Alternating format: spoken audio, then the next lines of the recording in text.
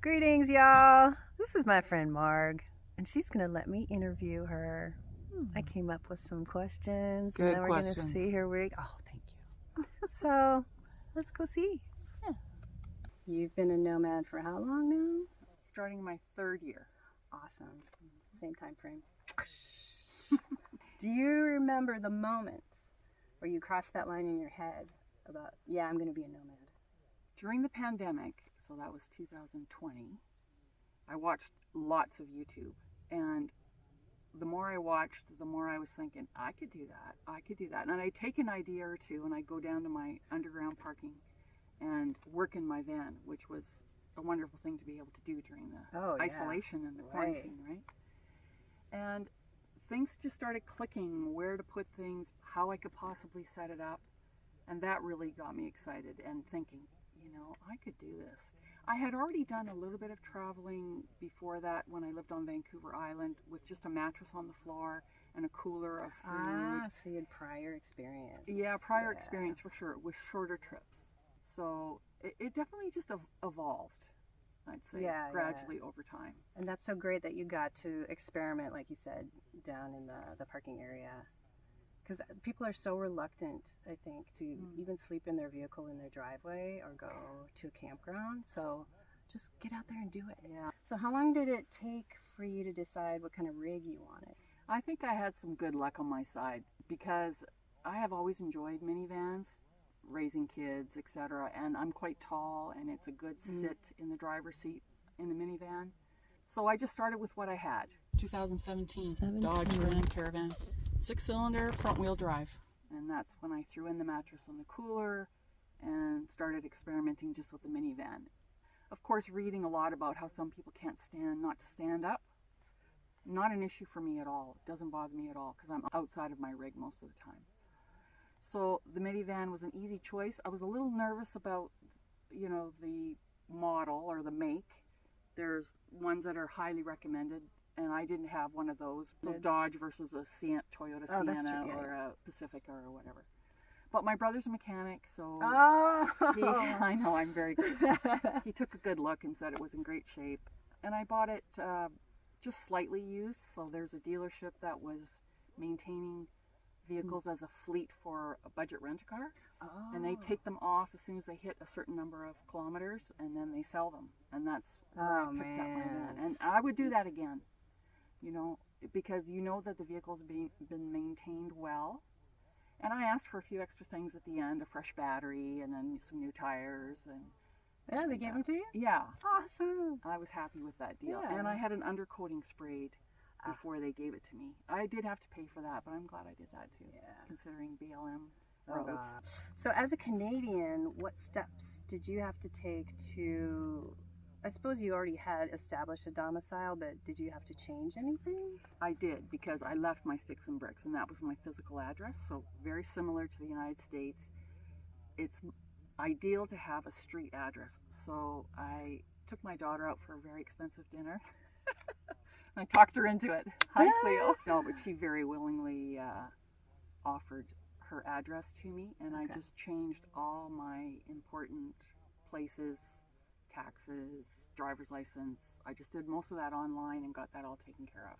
Did you go paperless purposely? Pretty much. And it was nice to have mail going to my daughter for a while so I could see what I had forgotten. An occasional thing sneaks through in snail mail, and it's like, oh yeah, I got to remember to check that. And in one instance, I actually had to go into a branch of a bank and make the change because I shared an account with my mother. Yeah, so important stuff. It's a process too. You make your list as detailed as you can, and then surprises always come up, and you're just ready to deal with them. You figure it out. So 2 bins at my daughter's, forwarding address. That's all I needed. I was ready to go. How did you go about finding the comfortable sleep setup that you have? Okay, that was definitely a process. It wasn't immediate. So again, the mattress on the floor initially, sort of a fold out your bed idea with the storage around you. I decided I didn't like that, and I wanted storage in a different way. So I started fiddling with a bed platform and kind of accidentally discovered that one of my Stow and Go seats was a single. So that made sense to put the bed beside it. So that sort of dictated the bed, and it was going to give me enough length. At 5'11", I need that length. The mattresses, experimented with 2 pieces of foamy, 1 piece of foamy, a foamy and a IKEA pad, which is what I landed on. So that's very personal. Yes. You have and to you got to be experiment. willing to do that, even Yes. though, oh my God, how much money am I spending? It doesn't matter because sleep is the most important, right? That's right. Sleep is number one. I knew that the bed was going to be the most important part of the build. So I didn't skimp on brain power to figure that out. Is it a trifold or No. is it split, just a straight? I didn't want a trifold. I didn't want to have to make it every night. I always wanted it available. And with a big cafeteria tray on top, it becomes my counter and my cutting board and my everything. So it's always there. And then if I want to lay down and read a book during the day or put a bungee cord across and put my iPad over and watch a movie. Such a good idea. Yeah. The bed is plastic shelving that you can get at a hardware store. It usually will sit in the garage with 4 high, but I have 2 pieces laid down lengthwise, and they're connected in the middle, and that all came with the shelf when I bought it. Ah, okay. So I'm keeping a bottom layer and the top layer, and then the poles. Oh, yeah. So these don't touch the floor. It's this thing that's touching. And in the front, because the floor of these vans is not even, there's a little foot on the front to keep it level. And I fiddled with this pipe length until I had the bed where I wanted it in terms of enough room for storage versus how much room I had above my head when I'm sleeping. So these are great because they're light. They have holes in them for humidity issues. Yeah, the condensation. Yes, and so good for gas mileage, right? It's not a big wood bed. And I had to fiddle with this a little bit. It's not just automatic, right? You really have to play around with how it's going to sit in there and how to make it as level as you can. But then you've got all this great storage underneath. That's amazing. If you could pick one word, and I know people hate being limited to just one word, but how would you describe your storage strategy? I would use the word efficiency. It's just all about what you use most of the time, having it within your reach. So efficiency for sure.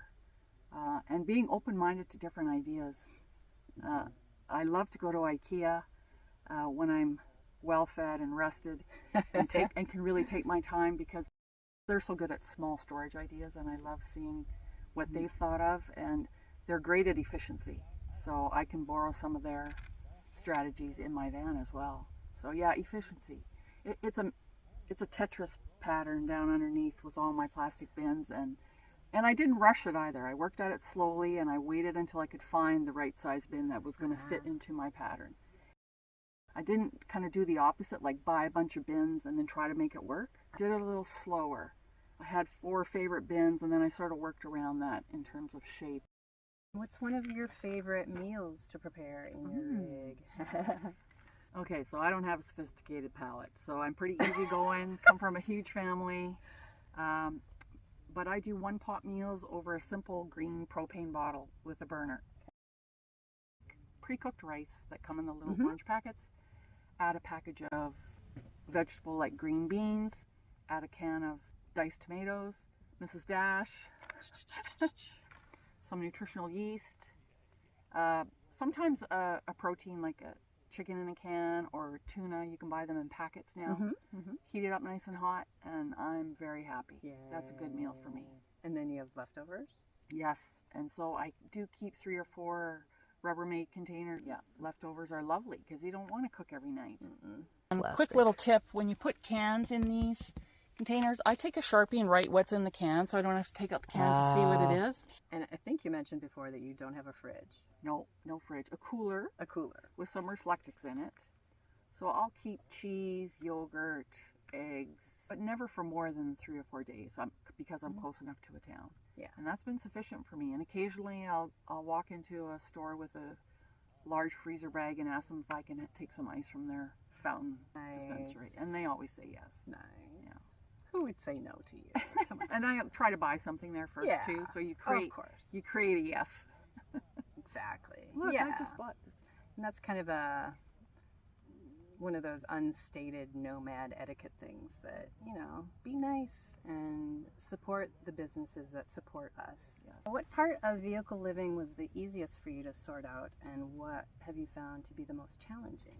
So for me, most of my working career, and I've been a mother, I'm quite organized. That part of it was pretty easy for me. I tend to be a minimalist. I tend to be tidy. The more difficult part was traveling on my own, finding places to stop. And I quickly developed some strategies to address that. Traveled a fair bit, but usually with a group, a team, or a family, and not so much on my own. So that was kind of new to me. Even though it felt a little awkward at first, it quickly became comfortable with the right software, apps to use. Yay. Yeah. With those apps and being a nomad, there's going to be a 3-day stretch of rain or wind or something. So what do you do in here when that happens? It's important to think about that before you head out, for sure, because it does happen on the regular. So I like to spend time on my own. That's helpful. I like to read. I like to listen to audiobooks. And I've discovered a creative side that I didn't know I had. Really? Because of, again, that space that nomadic living creates for you. So I like to experiment with wools and yarns and do cardboard weaving and making little bags, and I don't really follow patterns. I want to be more free about it, so I just play around with stitches and yarns. I love a game called Monopoly Deals, so if there's a nomad that has a bit of space inside, we will find ways to get games going. It's a great game. Movies, I'll go to libraries and download Netflix movies so that I can watch them in my van without any data. Right. And if it's getting to like day 3, day 4 like that, I will go into a small town library and take my snacks with me, my iPad, charge up everything I can, and I could spend a whole day there, take a set of headphones. And most little towns' libraries are so welcoming, I've found. Oh yeah, come on in. Yes, and it's a new environment, and you're inside, out of the wind, and I've had many pleasant days in small town libraries. So there's 3 things that viewers typically want to know, especially about women traveling as nomads. So we might as well hit those. Okay. So, is it difficult meeting new people on the road? That's 1. 2, what is your toileting, bathing, hygiene situation? You can be as detailed or not as you want. And then, are you afraid to travel alone? Yeah. Everybody has those things that might be stopping them, so let's just hit them head on. And I definitely felt all 3 of those. So for me, that's not particularly hard because of the work I did in my career. I was always interacting with people. So I'll just speak from my experience. My confidence level is pretty good, and I know that when I'm feeling like I want company, I just go out and meet people or walk up with a coffee or a muffin or something. So that's not been a problem for me. I appreciate, though, that that's harder for some people than others. Yeah. Yeah. Because we're both introverts, but we have extroverted sides to ourselves that I think makes it easy. Yes. And like you say, you get to choose how much interaction you want to have with people. You don't have to if you want to, but it's a lot more fun. Yes. And I love that the choice is there. Because sometimes I like to be more introverted for a few days, and I don't want anyone taking it the wrong way, and nomads don't take it the wrong way. Just doing our thing. And if you want to be more social, you just find your people, find your walkers, find your crafters, find your whatever your tribe is. Yeah. And traveling alone, definitely I had some initial fears of that. But what I learned very quickly was nobody really cares what you're doing. They don't even see you. They don't even see you. You know, I'd pull into Walmart and be loading my groceries, and I'd be so afraid someone would see my pillow, you know. I don't do that anymore. They could care less. And I've never had the knock. I've never had a problem traveling alone. But it must be said that you need to be aware. You have to use your intuition. You have to take your precautions. Smartly. Yes. I don't drive at night. I always find my place before dark.